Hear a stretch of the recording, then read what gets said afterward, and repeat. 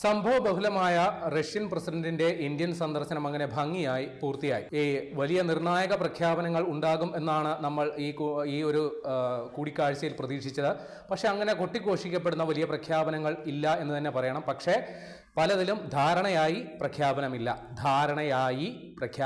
അങ്ങനെ ഉറച്ചു തന്നെ പറയണം. അപ്പോൾ ഈ ധാരണയായത് എന്ന് പറയുന്നതിൽ തന്നെയാണ് അതിൻ്റെ കഥയുള്ളത്. കാരണം ഇന്ത്യയും റഷ്യയുമായിട്ട് ഏതാണ്ട് ഒരു 2013 വരെയുള്ള അല്ലെങ്കിൽ കഴിഞ്ഞ ഒരു 3 വർഷത്തിന് മുമ്പുള്ള കഥയാണ് ഞാൻ ഈ പറയുന്നത്. ഇന്ത്യയും റഷ്യയുമായിട്ടുള്ള വ്യാപാരം എന്ന് പറയുന്നത് ഏതാണ്ട് 4.88 ബില്യൺ അത്രയൊക്കെ ഉണ്ടായിരുന്നുള്ളൂ. കാര്യമായ ഒരു വ്യാപാരം ഉണ്ടായില്ല. എന്നാൽ ഇപ്പോൾ കഴിഞ്ഞ 3 വർഷത്തിന് ശേഷം, കൃത്യമായിട്ട് പറഞ്ഞാൽ 2022 ഫെബ്രുവരിക്ക് ശേഷം, റഷ്യ ഉക്രൈൻ സംഘർഷം തുടങ്ങിയതിന് ശേഷം നമ്മൾ റഷ്യയുമായിട്ട് നടത്തിയ വ്യാപാരം എന്ന് പറയുന്നത് 68.7 ബില്യൺ അമേരിക്കൻ ഡോളറിൻ്റെയാണ്. സ്വാഭാവികമാണ്, കാരണം ആ സമയത്താണ് നമ്മൾ റഷ്യയിൽ നിന്ന് ക്രൂഡ് ഓയിൽ വാങ്ങിക്കൊണ്ടിരുന്നത്. റഷ്യയിൽ നിന്ന് അതിന് മുമ്പ് വരെ 3% താഴെ ക്രൂഡ് ഓയിലാണ് നമുക്ക് ആവശ്യമുള്ളതിൻ്റെ 3% താഴെയാണ് വാങ്ങിക്കൊണ്ടിരുന്നതെങ്കിൽ ഇപ്പോൾ അത് 35 മുതൽ 37% വരെ നമ്മൾ റഷ്യൻ ക്രൂഡ് ഓയിലാണ് ഇന്ത്യയിൽ വാങ്ങിയത്. കഴിഞ്ഞ 3 മാസത്തിന് തൊട്ട് മുമ്പ് വരെ. ഇപ്പോൾ അതിൻ്റെ അളവിൽ വലിയ കുറവ് വരുത്തിയിട്ടുണ്ട്. അപ്പോൾ അങ്ങനെയാണ് ഈ 68.7 ബില്യൺ അമേരിക്കൻ ഡോളറിലേക്ക് എത്തിയതെന്ന് പറയുന്നു. അപ്പോൾ ഈ പറയുന്ന 68.7 ബില്യൺ അമേരിക്കൻ ഡോളറിൻ്റെ വ്യാപാരം അത് 2026 തുടങ്ങാൻ പോകുന്നു. അടുത്ത 4 വർഷം കൊണ്ട് ഈ പറയുന്ന വ്യാപാരം 100 ബില്യൺ അമേരിക്കൻ ഡോളർ, അതായത് 10,000 കോടി അമേരിക്കൻ ഡോളറിൻ്റെ വ്യാപാരത്തിലേക്ക് വർദ്ധിപ്പിക്കാൻ സ്വിച്ച് ഇട്ട പോലെ അങ്ങ് കൂട്ടാനായിട്ടുള്ള ഒരു തീരുമാനമാണ് മോദിയും പുടിനും കൂടി നടത്തിയ കൂടിക്കാഴ്ചയിൽ തീരുമാനമായിരിക്കുന്നത്. അതാണ് ഞാൻ പറയുന്നത്, ധാരണയായി പ്രഖ്യാപനം ഇല്ല. അപ്പോൾ ഈ ധാരണയായി എന്ന് ഞാൻ പറയാൻ കാരണം, പുടിൻ വന്നത് വലിയ ഒരു വിദേശ സംഘത്തോടൊപ്പമാണ്, അല്ലെങ്കിൽ വലിയൊരു വിദേശ പ്രതിനിധി സംഘത്തോടൊപ്പമാണ് അദ്ദേഹം വന്നത്. റഷ്യൻ മന്ത്രിമാരുണ്ടായിരുന്നു, റഷ്യയിലെ വ്യാപാര പ്രതിനിധികളുണ്ടായിരുന്നു, അവിടുത്തെ പ്രതിരോധ സാമഗ്രികളുടെ നിർമ്മാണവുമായി ബന്ധപ്പെട്ട ഒരു ആൾക്കാരുണ്ടായിരുന്നു. കൂട്ടത്തിൽ ഒരു കക്ഷിയല്ല 2 കക്ഷികൾ. അത് ഒന്ന് റോസ്നഫ്റ്റ് എന്ന് പറയുന്ന റഷ്യയുടെ പൊതുമേഖലാ എണ്ണ വിതരണ കമ്പനിയാണ്. മറ്റൊന്ന് അവിടുത്തെ ഈ പ്രകൃതിവാതകം മറ്റുമൊക്കെ സപ്ലൈ ചെയ്യുന്ന മറ്റൊരു കമ്പനിയുടെ പ്രതിനിധി. ഇവർക്ക് 2 പേർക്കും അമേരിക്ക ഉപരോധം ഏർപ്പെടുത്തിയിട്ടുണ്ട്, സാമ്പത്തിക ഉപരോധം. കഴിഞ്ഞ നവംബർ 21 മുതൽ ഈ 2 കമ്പനികൾക്കും ആ ഉപരോധം ബാധകമാണ്. അപ്പോൾ ചുരുക്കി പറഞ്ഞാൽ ഈ 2 കമ്പനികൾക്കും വിദേശ രാജ്യങ്ങളുമായിട്ട് ഇടപാട് നടത്തുന്നതിന് വലിയ നിയന്ത്രണങ്ങളുണ്ട് എന്നുള്ളത് മനസ്സിലാക്കണം. അങ്ങനെയുള്ള 2 കമ്പനികളുടെ പ്രതിനിധികൾ എന്തിനാണ് പുടിനോടൊപ്പം ഇന്ത്യയിലേക്ക് വന്നത്? അവിടെയാണ് ഈ ചോദ്യം ഇരിക്കുന്നത്. അവിടെയാണ് ഞാൻ നേരത്തെ പറഞ്ഞ ധാരണയായി പ്രഖ്യാപനമില്ല എന്ന് പറയുന്നതിൻ്റെ കാര്യം. കൂട്ടത്തിൽ റഷ്യൻ പ്രസിഡന്റ് വ്ളാഡിമിർ പുടിൻ ഈ സംയുക്ത പ്രസ്താവന നടത്തുന്ന സമയത്ത് ഒരു കാര്യം ഊന്നി പറഞ്ഞിട്ടുണ്ട്. അദ്ദേഹം പറയുന്നത് ഇങ്ങനെയാണ്: ഇന്ത്യയുടെ വികസനത്തിന് സഹായകരമാകുന്ന തരത്തിൽ തടസ്സരഹിതമായി ഇന്ധനം, ആ ഇന്ധനം എന്ന് പറയുന്നത് ക്രൂഡ് ഓയിലാണ്, പെട്രോളിയം ഉൽപ്പന്നങ്ങളാണ്, LPG ആണ്, കൽക്കരിയാണ്. ഇങ്ങനെ എടുത്തെടുത്ത് അദ്ദേഹം പറയും, ഇതടക്കം ഞങ്ങൾ തടസ്സമില്ലാതെ ഇന്ത്യയിലേക്ക് നൽകാൻ പ്രാപ്തിയുള്ള ഏക വിശ്വസ്തനായ വിതരണക്കാരൻ അത് റഷ്യയാണ് എന്ന് അദ്ദേഹം പറയുന്നു. കൂട്ടത്തിൽ അദ്ദേഹം വലിയ ഗംഭീരമായ ഒരു ഓഫറും കൂടി വെക്കുന്നു.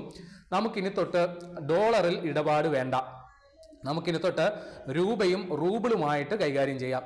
അപ്പോൾ അതിൻ്റെയും നേട്ടം ഇന്ത്യക്ക് തന്നെയാണ്. കാര്യം ഈ അമേരിക്കൻ ഡോളർ വാങ്ങാൻ പോകുമ്പോഴാണ് നമ്മൾ അവരുടെ ഓശാരത്തിന് നിൽക്കേണ്ടി വരിക, അല്ലെങ്കിൽ അവരുടെ പറയുന്ന വിലയ്ക്ക് അമേരിക്കൻ ഡോളർ വാങ്ങി റഷ്യക്ക് കൈമാറേണ്ടി വരും. അങ്ങനെ ഇന്ത്യക്ക് പൊതുവേ പറഞ്ഞാൽ ഇപ്പോൾ ഇന്ത്യൻ രൂപ എന്ന് പറയുന്നത് അമേരിക്കൻ ഡോളറുമായിട്ട് താരതമ്യം ചെയ്യുമ്പോൾ $1 കിട്ടാൻ ഏതാണ്ട് 90 രൂപയ്ക്ക് അടുത്ത് ഇപ്പോൾ കൊടുക്കണം. അത് ഇന്ത്യയെ സംബന്ധിച്ച് വലിയ നഷ്ടം തന്നെയാണ്. അപ്പോൾ അത് വേണ്ട, പകരം രൂപ റൂബിൾ വിനിമയം മതി എന്നുള്ളതാണ് റഷ്യൻ പ്രസിഡന്റ് വ്ളാഡിമിർ പുടിൻ ഇറക്കുന്ന ഒരു വാഗ്ദാനം. ഇത് കേട്ട് ഉടനെ നമ്മുടെ നരേന്ദ്രമോദി ഒരു പ്രഖ്യാപനം നടത്തുകയാണ്. അതായത്, ഇന്ത്യയോടുള്ള നിങ്ങളുടെ പ്രതിബദ്ധതയിൽ ഞങ്ങൾ നന്ദി പറയുന്നു. ഇന്ധന സുരക്ഷിതത്വം ആണ് നമ്മളുടെ ഈ ബന്ധത്തിലെ നെടുന്തൂൺ. ഇന്ത്യ റഷ്യ സഹകരണത്തിൻ്റെ നെടുന്തൂൺ തന്നെ ഇന്ധന സുരക്ഷിതത്വമാണ്. പക്ഷെ അദ്ദേഹം ആ ഇന്ധന സുരക്ഷിതത്വം എന്ന് പറയുമ്പോൾ ഒരു കാര്യം കൂടി പറഞ്ഞു, അത് ആണവ ഇന്ധനത്തെക്കുറിച്ചാണ്. ഈ പെട്രോൾ, ഡീസൽ അല്ലെങ്കിൽ ക്രൂഡ് ഓയിൽ അതിനെക്കുറിച്ചൊന്നും കാര്യമായ പരാമർശം മോദി, അല്ലെങ്കിൽ അത് അത്തരം കാര്യങ്ങളിലേക്ക് പരാമർശം വരാതിരിക്കാൻ മോദി ബോധപൂർവം ശ്രമിക്കുകയും ചെയ്തു. കാരണം ട്രംപിനെ പിണക്കാൻ, അദ്ദേഹത്തെ പ്രകോപിപ്പിക്കാൻ തൽക്കാലം ഇന്ത്യക്ക് താല്പര്യമില്ല എന്നാണ് അദ്ദേഹം ഇതുകൊണ്ട് ഉദ്ദേശിച്ചത്. അപ്പോൾ ഇന്ത്യയിലേക്ക് വരുന്നതിന് തൊട്ട് മുമ്പ് പുടിൻ ക്രെംലിനിൽ നിന്നുകൊണ്ട് നടത്തിയ മാധ്യമ പ്രവർത്തകരുമായിട്ട് സംവദിക്കുക അദ്ദേഹം പറഞ്ഞൊരു കാര്യം, ഇന്ത്യയിലേക്ക് റഷ്യൻ എണ്ണ വളരെ ഒരു സുഗമമായി തന്നെ ഇപ്പോഴും ഒഴുകുന്നുണ്ട്. ഇപ്പോൾ ഉണ്ടായിരിക്കുന്നത് താൽക്കാലിക അഡ്ജസ്റ്റ്മെന്റ് മാത്രമാണ് എന്നുള്ളതാണ് പുടിൻ പറഞ്ഞിരിക്കുന്നത്. അപ്പോൾ ഈ താൽക്കാലിക അഡ്ജസ്റ്റ്മെന്റ് എന്ന് പറഞ്ഞു കഴിഞ്ഞാൽ വലിയ താമസമില്ലാതെ ഇന്ത്യ റഷ്യ എണ്ണ വിതരണം അല്ലെങ്കിൽ എണ്ണ വാങ്ങൽ കൊടുക്കൽ അത് പൂർവ്വസ്ഥിതിയിലാകും എന്ന് തന്നെയാണ് നമുക്ക് തൽക്കാലം ചിന്തിക്കേണ്ടത്.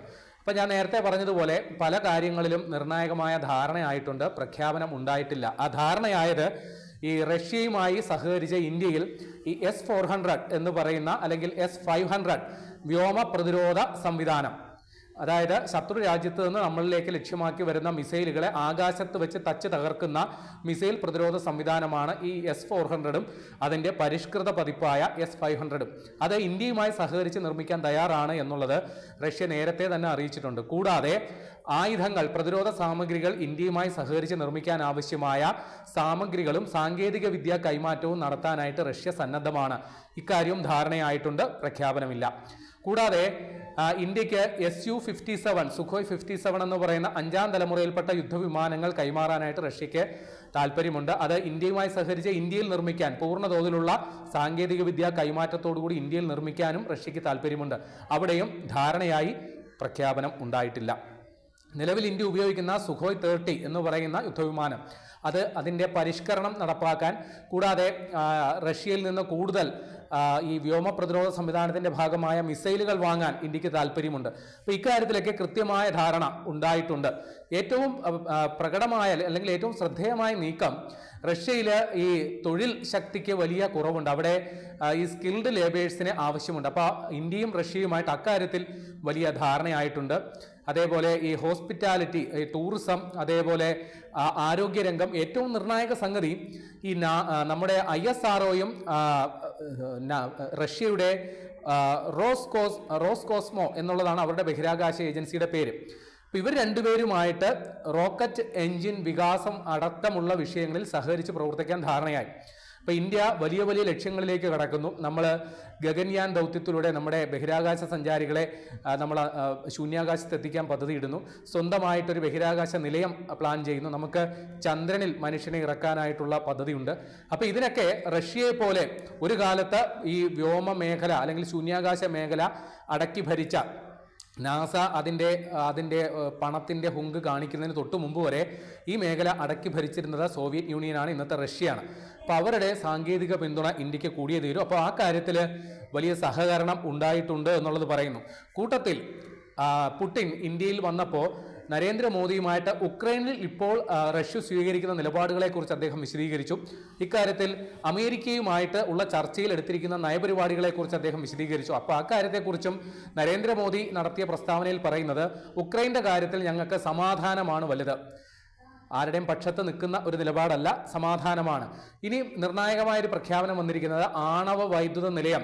നിലവിൽ റഷ്യൻ സഹകരണത്തോടെ നമ്മൾ കൂടംകുളത്ത് ഒരു ആണവ വൈദ്യുത നിലയം പ്രവർത്തന സജ്ജമാക്കിയിട്ടുണ്ട്. മറ്റൊന്നുകൂടി റഷ്യൻ സാങ്കേതിക വിദ്യയുടെ സഹകരണത്തോടെ മറ്റൊരു ആണവ വൈദ്യുത നിലയം കൂടി സ്ഥാപിക്കാൻ ഇന്ത്യക്ക് പദ്ധതിയുണ്ട്. അപ്പോൾ അതിന് വേണ്ട സ്ഥലവും മറ്റും കണ്ടെത്താനായിട്ടുള്ള നടപടികളിലേക്ക് കാര്യങ്ങൾ എത്തിയിട്ടുണ്ട്. അപ്പോൾ പല മേഖലകളിലും രണ്ട് രാജ്യത്തെയും മന്ത്രിമാർ ചേർന്ന് അല്ലെങ്കിൽ വകുപ്പ് തല മേധാവികൾ ചേർന്ന പല നിർണായക കരാറുകളിലും ഒപ്പിട്ടിട്ടുണ്ട്. അപ്പോൾ ഇന്ത്യയും റഷ്യയുമായിട്ടുള്ള സഹകരണം അത് പതിറ്റാണ്ടുകളുടെ പഴക്കമുള്ളതാണ്. പ്രത്യേകിച്ച് 2020 പുടിൻ റഷ്യയുടെ അധികാരത്തെത്തിയതിനു ശേഷം 25 വർഷമായിട്ട് നിരന്തരം രണ്ട് രാജ്യങ്ങളും പ്രത്യേകിച്ച് രണ്ട് രാഷ്ട്ര നേതാക്കളും നടത്തുന്ന വ്യക്തിപരമായ ഇടപെടലുകൾ അല്ലെങ്കിൽ സഹകരണങ്ങൾ അത് വളരെ ശ്രദ്ധേയമായതാണ്. മറ്റൊന്നും കൂടിയുണ്ട്, ഈ സംഗതിയൊക്കെ നടക്കുന്നത് അമേരിക്ക ഇന്ത്യക്കെതിരെയും റഷ്യക്കെതിരെയൊക്കെ കടുത്ത സമ്മർദ്ദം ചെലുത്തുന്ന സമയത്തു കൂടിയാണ്. അപ്പോൾ അമേരിക്കയ്ക്ക് കൃത്യമായ ഒരു മറുപടി കൊടുക്കുക, ഞങ്ങൾ ഒറ്റയ്ക്കല്ല ഞങ്ങൾ കൂട്ടായിട്ടാണ് എന്നുള്ള മറുപടി കൊടുക്കുക എന്നുള്ള അജണ്ടയും കൃത്യമായി പുടിൻ്റെ ഇന്ത്യ സന്ദർശനത്തിൽ അത് വർക്കൗട്ടായി എന്ന് തന്നെ വേണം നമുക്ക് പറയാൻ.